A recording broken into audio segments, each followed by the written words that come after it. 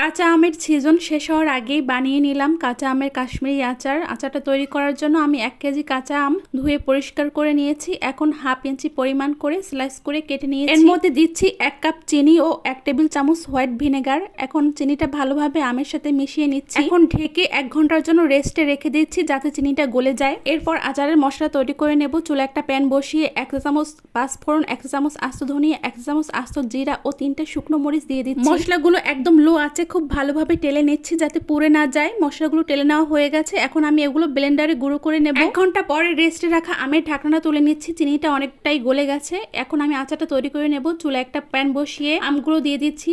চুলার আঁচটা মিডিয়ামে রেখে জাল করে নিচ্ছি যাতে বাকি চিনিটুকু গলে যায়। এ পর্যায়ে দিচ্ছি হাফ চামচ হলুদ গুঁড়ো, হাফ চা চামচ মরিচ গুঁড়ো, দিচ্ছি সামান্য লবণ। এ পর্যায়ে আমি আমগুলো একটু নেড়েচেড়ে দিচ্ছি। এখন আমগুলো সিদ্ধ হয়ে শিরাটা ঘন হয়ে আসা পর্যন্ত জাল করে নিচ্ছি। মাঝে মাঝে একটু নেড়েচেড়ে দিচ্ছি যাতে সবগুলো আমের স্লাইসে সমানভাবে সিদ্ধ হয়ে যায়।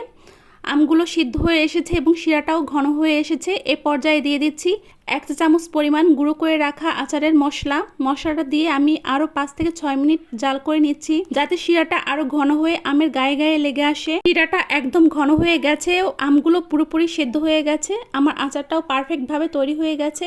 এখন আমি আচারটা সার্ভ করে নিচ্ছি। দেখুন কতটা লোভনীয় হয়েছে। খেতেও আলহামদুলিল্লাহ খুবই মজার হয়েছে।